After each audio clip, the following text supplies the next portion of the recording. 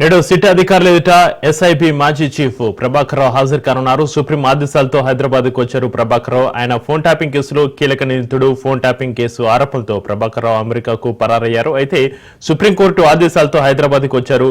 రాత్రి శంషాబాద్ ఎయిర్పోర్ట్ లో దిగిన ప్రభాకర్ రావు నేరుగా తన నివాసానికి వెళ్లారు.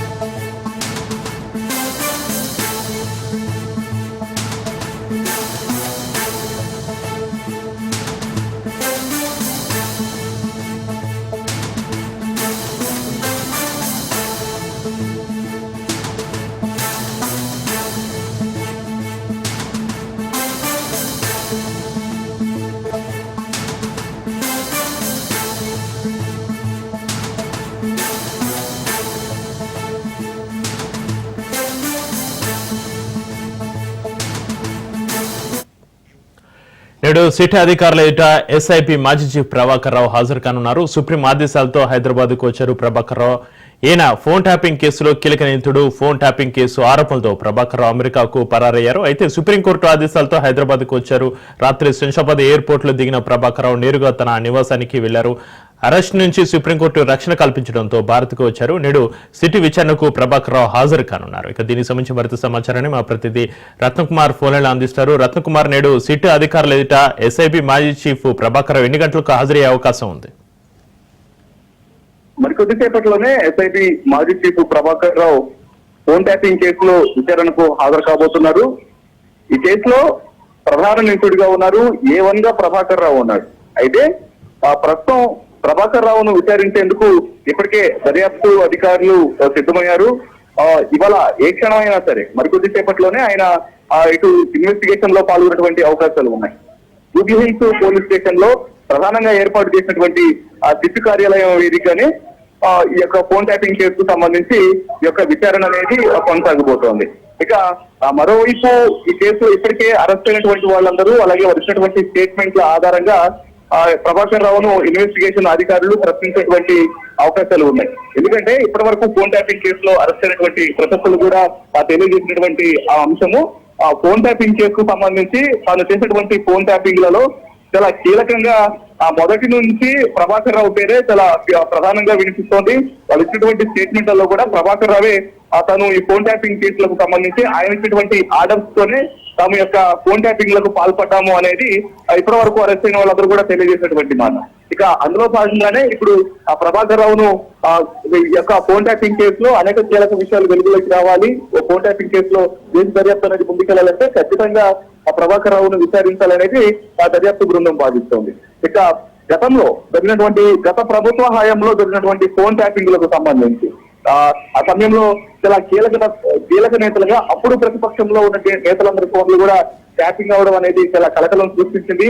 ముఖ్యంగా ప్రస్తుత ముఖ్యమంత్రిగా ఉన్నటువంటి రేవంత్ రెడ్డి ఆ సమయంలో ప్రతిపక్ష నేతగా ఉన్నాడు. ఆయన ఫోన్ ట్యాపింగ్ తో పాటు ఆయన ఇంటికి సమీపంలోనే కొన్ని కమాండ్ కంట్రోల్ సెంటర్స్ ను ఏర్పాటు చేయడము, అలాగే మరోవైపున ఒక మీడియా సెంటర్ వేదికగానే కమాండ్ కంట్రోల్ సెంటర్స్ ను ఏర్పాటు చేసి ఫోన్ ట్యాపింగ్ లకు పాల్పడటము, అలాగే ఉప ఎన్నికలలో డబ్బులు తరలిస్తున్నటువంటి ఆ వ్యవహారానికి సంబంధించి అప్పటి డీసీపీ టాస్క్ ఫోర్స్ డీసీపీగా పనిచేసినటువంటి రాధాకిషన్ రావు డైరెక్షన్ కి సంబంధించి ఆయన యొక్క పాత్ర అనేది చాలా కీలకంగా మారింది.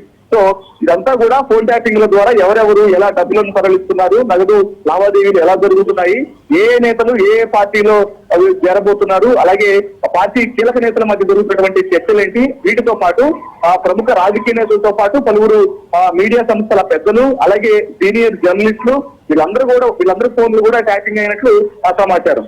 సో ఈ నేపథ్యంలోనే వీటన్నిటికీ సంబంధించి ఇప్పుడు ఈ యొక్క అంశం అనేది చాలా కీలకంగా మారినటువంటి నేపథ్యంలోనే ఇదంతా కూడా ఎస్ఐబి ఆధ్వర్యంలోనే జరిగింది. కాబట్టి ఎస్ఐబికి చీఫ్ గా ఆ సమయంలో ఉన్నటువంటి ప్రభాకర్ రావు కింది స్థాయి సిబ్బంది మొత్తాన్ని కూడా వినియోగిస్తూ ఆయన యొక్క ఫోన్ ట్యాపింగ్ లకు పాల్పడ్డారు అనేది ప్రధానంగా ఉన్నటువంటి ఆరోపణ. ఇక ఈ క్రమంలోనే ఇప్పుడు ఆ స్టేట్మెంట్ల ఆధారంగా ప్రస్తుతం ప్రభాకర్ రావును ప్రశ్నించేటువంటి అవకాశాలు ఉన్నాయి ఆయన యొక్క పాత్రకు సంబంధించి ఫోన్ ట్యాపింగ్ కేసులో. ఇక మరోవైపు ఈ ఇంతకాలం 14 నెలల పాటు ఫోన్ ట్యాపింగ్ కేసుకు సంబంధించి ఆయన విదేశాల్లోనే తప్పించుకొని తిరిగారు.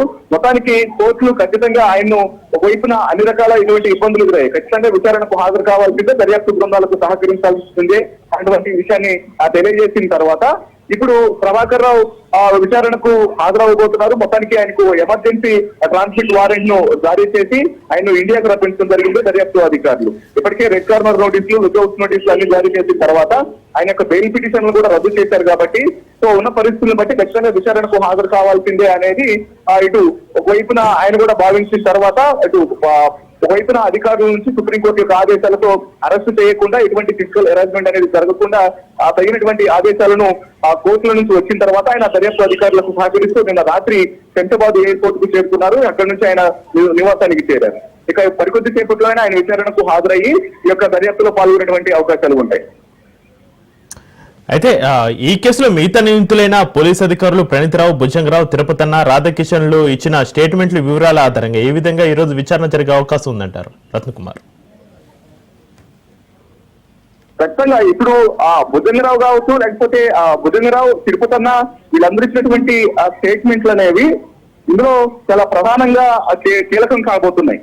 ఎందుకంటే వచ్చినటువంటి స్టేట్మెంట్లలో సైతం ప్రభాకర్ రావు యొక్క పాత్ర అనేది చాలా కీలకంగా ఉందనేది వాళ్ళు ఇప్పటికే తెలియజేశారు. ఎందుకంటే రాధాకిషన్ రావు చాలా క్లియర్ గా చెప్పడం జరిగింది. విచారణలో పాల్గొన్నటువంటి ప్రతి ఒక్క అధికారి అందులో కీలకంగా చెప్పినటువంటి పేరు రాధాకిషన్ రావు.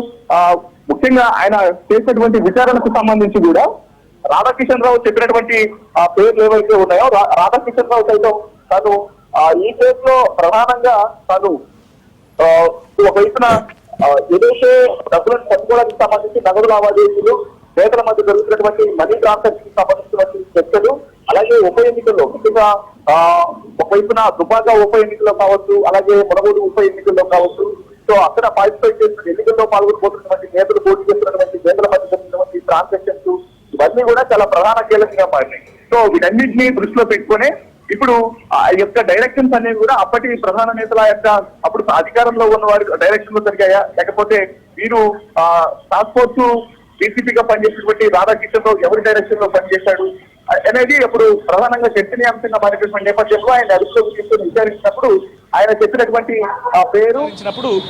చెప్పినటువంటి పేరు ఎస్ఐబి మాజీ చీఫ్, అప్పుడు చీఫ్ గా ఉన్నటువంటి ప్రభాకర్ రావు డైరెక్షన్ లోనే తాము ఈ యొక్క పనులన్నీ కూడా చేయడం జరిగింది. నగదును పట్టుకోవడం కావచ్చు, లేకపోతే ఫోన్ ట్యాపింగ్లకు సంబంధించినటువంటి ఆదేశాలు ఇవన్నీ కూడా ఆయన డైరెక్షన్ లోనే జరిగాయి అనేది రాధాకిషన్ రావు సైతం చెప్పారు. సో వీటన్నిటిని దృష్టిలో పెట్టుకునే ఇప్పుడు కీలకంగా అటు రాధాకిషన్ రావు ఇచ్చినటువంటి స్టేట్మెంట్ అయినా, భుజంగరావు, తిరుపతన్న, అలాగే మొట్టమొదటిసారి అరెస్ట్ అయినటువంటి మాజీ డిఎస్పీ ప్రణీత్ రావు వీళ్ళందరూ ఇచ్చినటువంటి స్టేట్మెంట్లను దృష్టిలో పెట్టుకొని సో ఇప్పుడు ప్రధానంగా ఇప్పుడు ఎస్ఐబి మాజీ చీఫ్ గా ఉన్నటువంటి ప్రభాకర్ రావును దర్యాప్తు బృందాలు ప్రశ్నించేటువంటి అవకాశం ఉంది. ఇక మరికొద్ది సేపట్లోనే ఆయన దారామతిలో ఉన్నటువంటి ఆయన యొక్క విల్లా నుంచి Prabhakar Rao Jubilee hills PS వేదికగా జరుగుతున్నటువంటి ఇన్వెస్టిగేషన్ సెంటర్ కు చేరుకున్న తర్వాత ఇటు డీసీపీ ఆధ్వర్యంలో డీసీపీ డైరెక్టర్ గా ఉన్నారు ఈ సిట్ బృందానికి, అలాగే ఏసీపీ వెంకటరెడ్డి, ఇతర సిట్ అధికారులు ఫోన్ ట్యాపింగ్ కేసుకు సంబంధించి ఏర్పాటు చేయబడినటువంటి ప్రత్యేక బృందం ప్రభాకర్ రావును విచారించబోతున్నారు. రైట్, థ్యాంక్ యూ రత్న.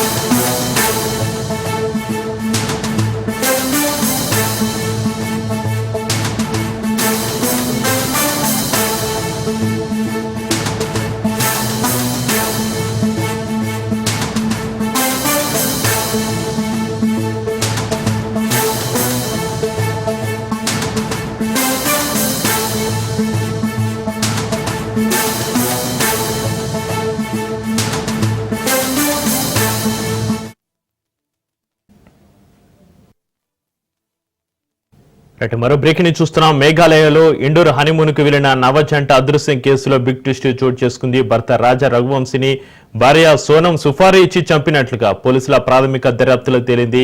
ఈ కేసుకు సంబంధించి మేఘాలయ పోలీసులు సోనం సహా 3 వ్యక్తులను అదుపులోకి తీసుకున్నారు. మరొకరి కోసం గాలిస్తున్నారు. ఈ కేసు గురించి మేఘాలయ ముఖ్యమంత్రి కాన్రాడ్ కే సంగ్మా కూడా ట్వీట్ చేశారు. ఇండోర్ రాజా రఘువంశీ హత్య కేసులో మేఘాలయ పోలీసులు పెద్ద విజయం సాధించారని తెలిపారు. మధ్యప్రదేశ్ కు చెందిన 3 దాడి చేసిన వ్యక్తులను అరెస్టు చేశారు. మహిళ లొంగిపోయింది.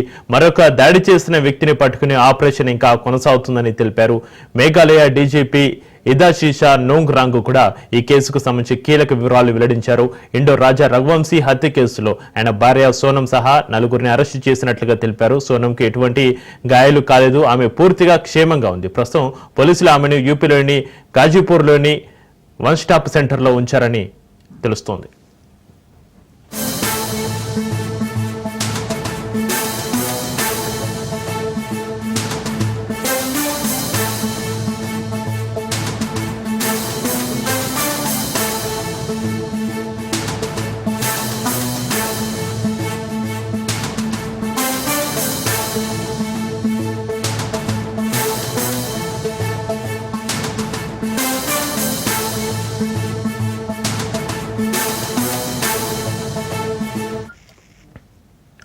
మేఘాలయలో ఇండోర్ హనీమూన్ కి వెళ్లిన నవజంట అదృశ్యం కేసులో బిగ్ ట్విస్ట్ చోటు చేసుకుంది. భర్త రాజా రఘువంశీని భార్య సోనం సుఫారీ ఇచ్చి చంపినట్లుగా పోలీసుల ప్రాథమిక దర్యాప్తులో తేలింది. ఈ కేసుకు సంబంధించి మేఘాలయ పోలీసులు సోనం సహా 3 వ్యక్తులను అదుపులోకి తీసుకున్నారు. మరొకరి కోసం గాలిస్తున్నారు. ఈ కేసు గురించి మేఘాలయ ముఖ్యమంత్రి కాన్రాడ్ కే సంగ్మా కూడా ట్వీట్ చేశారు. ఇండోర్ రాజా రఘువంశీ హత్య కేసులో మేఘాలయ పోలీసులు పెద్ద విజయం సాధించారని తెలిపారు. మధ్యప్రదేశ్ కు చెందిన 3 దాడి చేసిన వ్యక్తులను అరెస్టు చేశారు. మహిళ లొంగిపోయింది. మరొక దాడి చేసిన వ్యక్తిని పట్టుకుని ఆపరేషన్ ఇంకా కొనసాగుతుందని తెలిపారు. ఇక మేఘాలయ డీజీపీ ఇదాశీషా నోంగ్ రాంగ్ కూడా ఈ కేసుకు సంబంధించి కీలక వివరాలు వెల్లడించారు. ఇండోర్ రాజా రఘువంశీ హత్య కేసులో ఆయన భార్య సోనం సహా 4 అరెస్ట్ చేసినట్లుగా తెలిపారు. సోనంకి ఎటువంటి గాయాలు కాలేదు. ఆమె పూర్తిగా క్షేమంగా ఉంది. ప్రస్తుతం పోలీసులు ఆమెను యూపీలోని గాజీపూర్లోని 1 స్టాప్ సెంటర్లో ఉంచారని తెలిపారు. ఇక దీనికి సంబంధించి మరింత సమాచారాన్ని మా ప్రతినిధి మహేందర్ ఫోన్లో అందిస్తారు. మహేందర్, హనీమూన్ జంట రాజా సోనం మిస్సింగ్ కేసు కొత్త మలుపు జరిగింది. దిగ్బాధికరమైన విషయం వెలుగులోకి వస్తుంది. దాదాపు 18 రోజుల సస్పెన్స్ అయితే స్థిరపడిందని చెప్పుకోవచ్చు. మేఘాలయలో హత్యకు గురైన రాజా కేసులో భార్య హంతకురాలని పోలీసులు తేల్చారు. సోనం సజీవంగా ఉత్తరప్రదేశ్ లోని గాజీపూర్ లో మేఘాలయ పోలీసులు అదుపులోకి తీసుకున్నారు. మరి ఆమెతో పాటు 4 కిరాయి హంతకు కూడా అరెస్ట్ చేశారు. మధ్యప్రదేశ్ ఇందుకు చెందినటువంటి రాజా రఘువంశీ సోనం మే 11న వివాహం జరిగింది ఇరువురికి. మరి హనీమూన్ కోసం మే 20న మేఘాలయకు వెళ్లారు. అయితే తూర్పు కాశీ హిల్స్ జిల్లాలో ఈ జంట అయితే వివరించారు. అక్కడే మొత్తం పర్యటించడానికి ఆ కొండ ప్రాంతాలను చుట్టూ తిరిగి రావడానికి ఒక స్కూటీ కూడా అద్దెకు తీసుకున్నట్టు తెలుస్తుంది. మరి తీసుకుని ఆ స్కూటీ మీదనే మొత్తం కూడా ప్రయాణం చేశారు. అలా కొండ ప్రాంతంలో మొత్తం పూర్తిగా పర్యటించారు. మే 20 నుంచి జంట హఠాత్తుగా అదృశ్యమైంది. కుటుంబ సభ్యులు ఫోన్ చేస్తే అసలు రెస్పాన్స్ లేదు. దీంతో ఆ కుటుంబ సభ్యులు కంగారు పడి మేఘాలయ పోలీసులకు ఫిర్యాదు చేశారు. మేఘాలయ పోలీసులకు రంగంలో దిగి జూన్ 2న రాజా రఘువంశీ మృతదేహాన్ని కొండల్లో గుర్తించి పైకి తీయడం జరిగింది. బాడీని చూసి హత్యగా పరిగణించారు. అయితే సోనం ఆచూకీ మాత్రం లభించలేదు.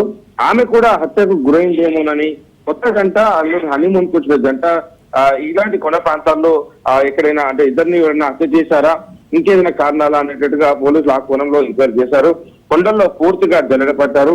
ఆమెకు సంబంధించిన రెయిన్ కోట్ లభించింది. దానిపై రక్త మరకలు కనిపించడంతో ఆమె కూడా హత్యకు గురైంది ఉంటుందని కూడా భావించారు. కానీ పోలీసులకు మైండ్ బ్లాక్ అయ్యే సంఘటన అయితే ఎదురైంది. సోనం సహా 4 హంతకులను పోలీసులు అరెస్ట్ చేశారు. మేఘాలయ డీజీపీ నోగరాంగ్ మాట్లాడుతూ మొత్తంగా ఈ విషయమై మేఘాలయలో ఇండోర్ చెందిన రాజా రఘువంశీ హత్య కేసులో భార్యతో సహా 4 అరెస్ట్ చేసినట్టు తెలిపారు. రాజాను భార్య సోనంని చంపేసినట్టు చెప్పారు.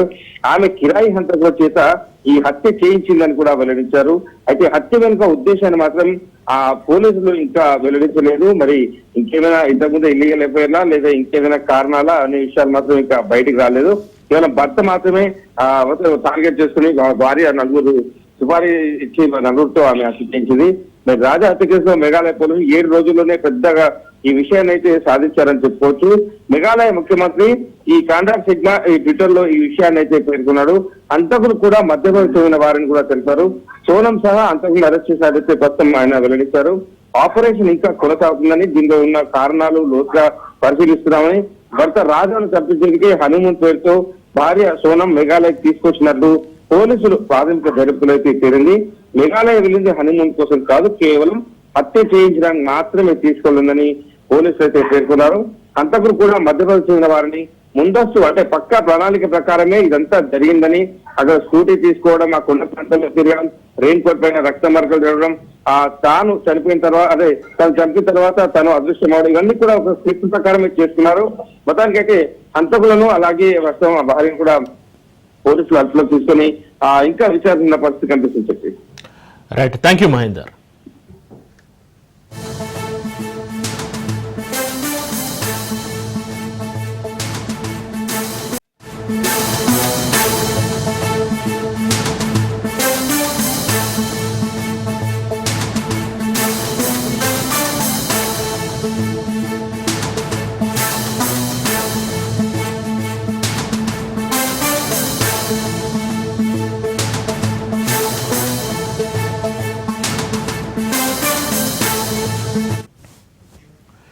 నేడు కాళేశ్వరం కమిషన్ విచారణకు మాజీ మంత్రి బీఆర్ఎస్ ఎమ్మెల్యే హరీష్ రావు హాజరు కానున్నారు. విచారణలో భాగంగా హరీష్ రావును విచారించనుంది పీసీ ఘోష్ కమిషన్. ఉదయం 11 గంటలకు బీఆర్కే భవన్ కు చేరుకుంటారు హరీష్ రావు. అనంతరం విచారణ ప్రారంభం కానుంది. కాగా విచారణలో భాగంగా ఇప్పటికే బీజేపీ ఎంపీ ఈటెల రాజేందర్ ను విచారించింది జస్టిస్ పీసీ ఘోష్ కమిషన్ సభ్యులు.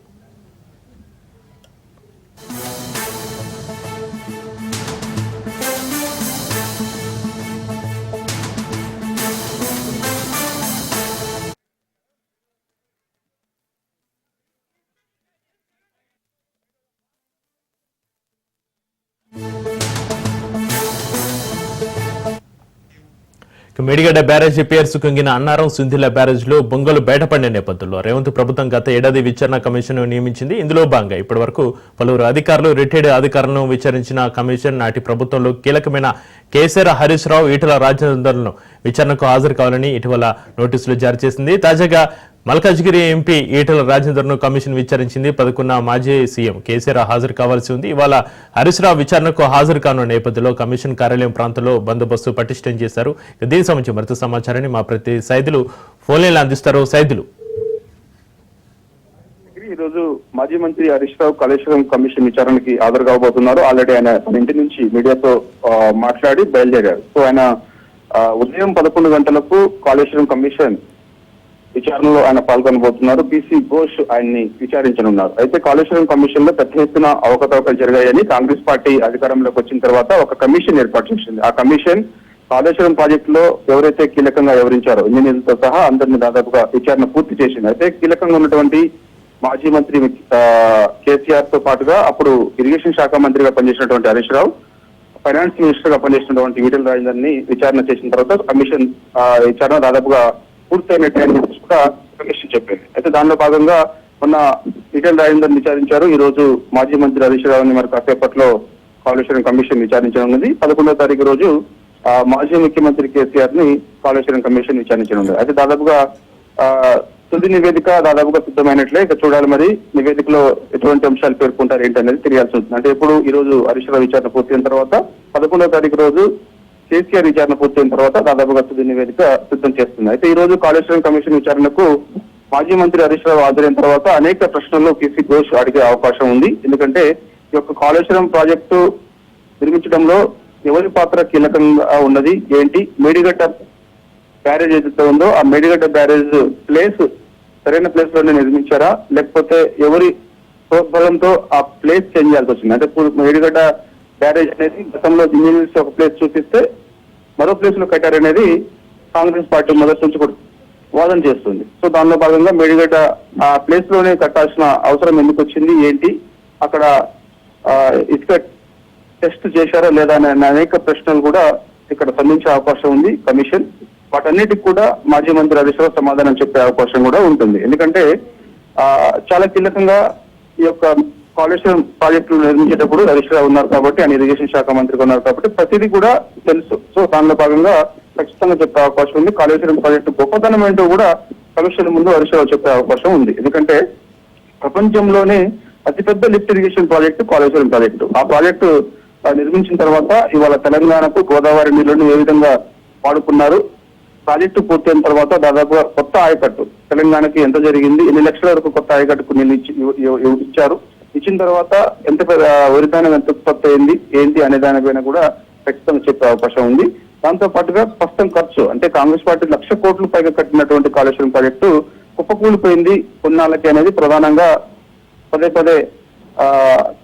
కాళేశ్వరం ప్రాజెక్టు తప్పు పడుతూ వస్తుంది కాబట్టి సో అసలు ఎంత ఖర్చు అయింది ఏంటి, ఒకవేళ ఖర్చు ఎందుకు పెరగాల్సి వచ్చింది అనే దానిపైన కూడా ఈ రోజు కమిషన్ ముందు మాజీ మంత్రి హరీష్ రావు చెప్పే అవకాశం ఉంది. ఎందుకంటే గతంలో ఇంజనీర్ని విచారించినప్పుడు ఇంజనీర్స్ పై అధికారులు చెప్పిన పై స్థాయి నేతలు చెప్పినప్పుడే మేము ఈ పని చేశామని చెప్పారు. అంటే ఇరిగేషన్ శాఖ మంత్రి కానీ ముఖ్యమంత్రి కేసీఆర్ ఆదేశాల మేరకు మేము నడుచుకున్నామని అందులో పనిచేసిన ఇంజనీర్స్ మాత్రమే విచారణ చెప్పారు కాబట్టి సో ఇప్పుడు ఖచ్చితంగా హరీష్ రావు కూడా కీలకమైన అంశాలు కూడా చెప్పే అవకాశం ఉంది. చూడాలి మరి ఇక ఏం ప్రశ్నలు అడుగుతారు, ఏం చెప్తారు అనేది కూడా తెలియాల్సింది. ఉదయం 11 గంటలకైతే కమిషన్ ముందుకు మాజీ మంత్రి హరీష్ రావు హాజరవుతారు. ఆయన హాజరవుతున్న సమయంలో టీఆర్ఎస్ భవనం వద్ద పెద్ద ఎత్తున బందోబస్తు కూడా ఏర్పాటు చేశారు. దాంతో పాటుగా మేడిగడ్డ పియర్స్ కుంగిన తర్వాత వాటిని రిపేర్ చేసే అవకాశం ఉన్నప్పుడు కూడా కాంగ్రెస్ పార్టీ అధికారంలోకి వచ్చిన తర్వాత నిర్లక్ష్యం వహిస్తుంది కాబట్టి సో అది కూడా చెప్పే అవకాశం ఉంది. దాని తర్వాత అన్నారం సింధుల బ్యారేజీలు పూర్తిగా బొంగలు పడి దేనికి ఉపయోగపడకుండా ఉంటున్నాయనేది కాంగ్రెస్ పార్టీ ప్రధాన ఆరోపణ. కానీ అవి ఎక్కడా కూడా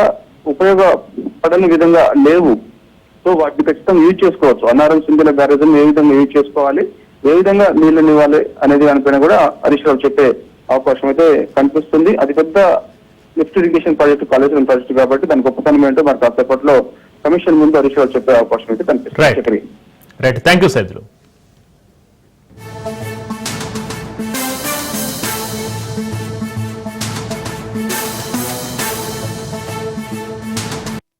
యోగా ఇది ఇప్పటిది కాదు, ప్రాచీన కాలం నుంచి ఇప్పటి వరకు ఏ మాత్రం క్రేజ్ తగ్గని ఒక ఆసన ప్రక్రియ. ఆరోగ్యానికి ఆరోగ్యం, అందానికి అందాన్ని పెంచడమే కాదు, మనసుకు ఉల్లాసాన్ని ఉత్సాహాన్ని అందిస్తోంది. ఆనాటి నుంచి ఈనాటి వరకు ఈ యోగాలో ఎన్నో మార్పులు చోటు చేసుకున్నాయి. ఇందులో రకరకాల యోగా ప్రక్రియలు అందుబాటులోకి ఉన్నాయి. నేటి యువత దీన్ని బాగానే ఫాలో అవుతుంది.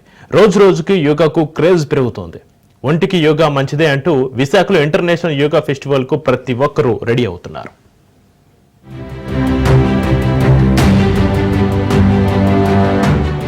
క్షణం తీరికలేని పనులు, ఉరుకులు పరుగుల జీవితం, పెరుగుతున్న ఖర్చులు, ప్రశాంతత లేని జీవనం, fast food culture, late night పార్టీలు, ఇది ఆధునిక మనిషి జీవన శైలి. ఇవన్నీ మనిషి ఎదుగుదలపై ఏమో కానీ ఆరోగ్యంపై తీవ్ర ప్రభావాన్ని చూపిస్తున్నాయి. ప్రతి ఒక్కరిని ఏదో ఒక అనారోగ్య సమస్య రాకెట్ స్పీడ్ తో చుట్టుముడుతోంది. ఇలాంటి హైటెక్ లైఫ్ స్టైల్ తో పాటుగా హెల్త్ పై కూడా నేటి యువత దృష్టి పెట్టడం మొదలెట్టింది. ఈ మధ్య కాలంలో యోగాపై ప్రతి ఒక్కరూ ఇంట్రెస్ట్ చూపిస్తున్నారు.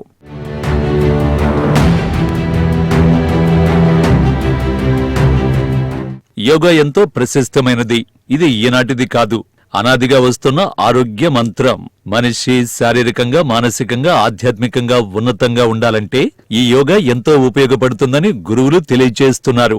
యోగాతో భారతదేశం ఆరోగ్య భారతంగా అవుతుందనడంలో సందేహం లేదు. ప్రతి ఒక్కరూ రోజువారీ జీవితంలో యోగాసనాలను భాగంగా చేయగలిగితే మానసిక ప్రశాంతతతో ఉన్నతమైన జీవితాన్ని గడుపుతారు అనడంలో ఆశ్చర్యం లేదు.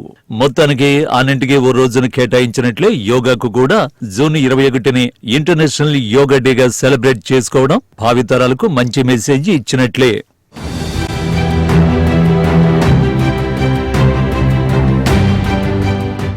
అంతర్జాతీయ యోగా డేని పురస్కరించుకుని అందరి సమష్టి కృషి అవసరమని ఏపీ సీఎం చంద్రబాబు నాయుడు అన్నారు. ఉండవల్లి క్యాంపు కార్యాలయంలో అధికారులతో సమీక్షా సమావేశం నిర్వహిస్తూ ఈ నెల 21న విశాఖపట్నంలో నిర్వహిస్తున్న అంతర్జాతీయ యోగా డే కార్యక్రమానికి ప్రజల నుంచి మంచి స్పందనతో ప్రపంచ పటంలో ఏపీని ఉన్నతంగా నిలబెడుతుందని ఆయన ఆశాభావాన్ని వ్యక్తం చేశారు. రాష్ట్ర వ్యాప్తంగా ఇప్పటి వరకు జరిగిన రిజిస్ట్రేషన్లు, జిల్లాల్లో జరుగుతున్న యోగా సాధన కార్యక్రమాల్లో ప్రజల భాగస్వామ్యం సంతృప్తికరంగా ఉందని, అత్యధిక మందితో యోగా నిర్వహించి గిన్నిస్ వరల్డ్ రికార్డు సృష్టించాలనే లక్ష్యాన్ని పూర్తి చేయాలని సీఎం అన్నారు.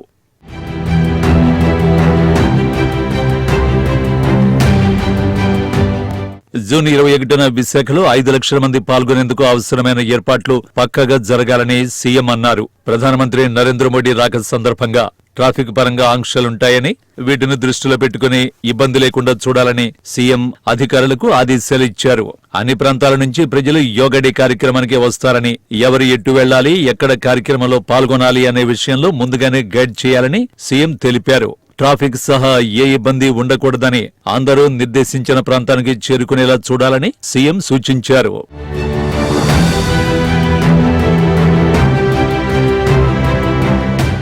యోగా డే కంటే ముందు 2 సార్లు రాష్ట్ర స్థాయిలో భారీగా ప్రీ ఈవెంట్ కార్యక్రమాలు నిర్వహించాలని సూచించారు.